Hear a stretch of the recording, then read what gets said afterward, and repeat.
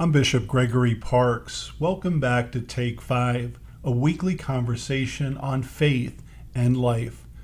Pleased to have with me today a very special guest, Father Bohdan, who is pastor of Epiphany of Our Lord Ukrainian Catholic Church here in St. Petersburg. Father, welcome to Take 5. Thank you for having me. It's good to have you here, and boy, we could talk about the situation in Ukraine for probably an hour or more, but I did want to ask you, I know you have some family in the Ukraine, including your mom, who you mentioned to me earlier lives in the western part of Ukraine. How is your family doing, and what is life like for them during this past year, during the war? Life changed after February 24 because everyone understands that no safe place in Ukraine, and any minute, any hour, they can expect something from sky, rockets or bombs or anything else. But they have to live with these sirens, and they have to just accept this situation, what they have. No electricity, no heat.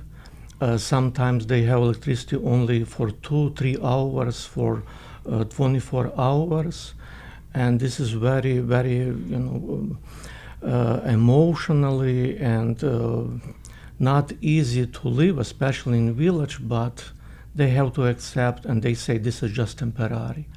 We have to pass through. Yeah. It's one thing for us here in the United States to watch all of this taking place on the news or on TV, on the internet.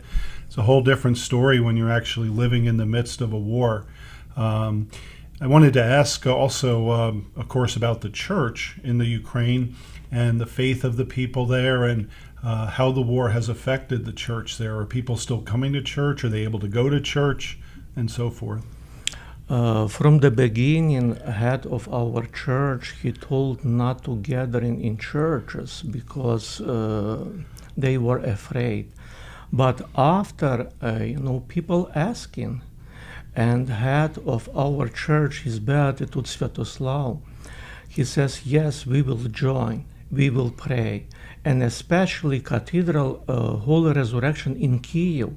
This cathedral was a shelter for many hundreds people who came to church, and during siren was in a basement of the church.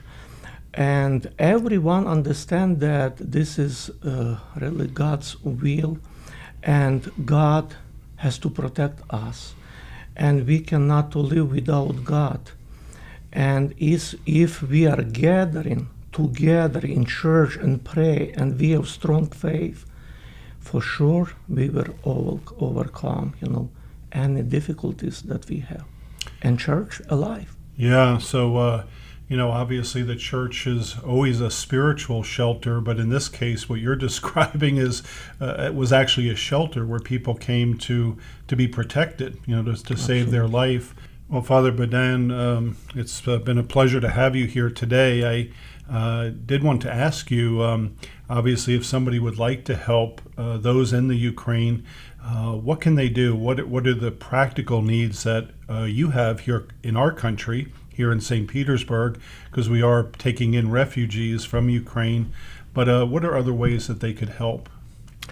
First of all, monetary donation. People, they can send us checks. Second, they can call us. Help just with homes, because every week we have refugees, families from Ukraine, and they need place to stay.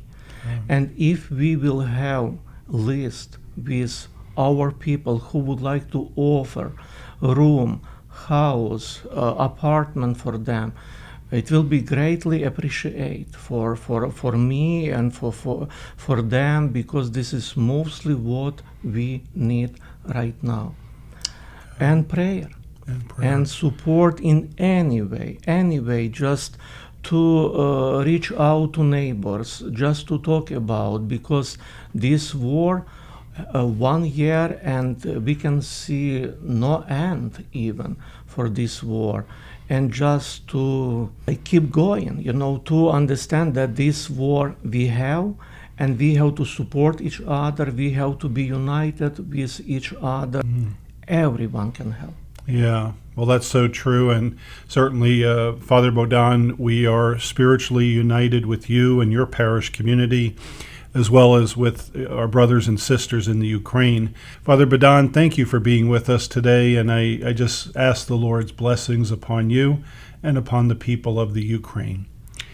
That's it today for Take 5, and may God bless you.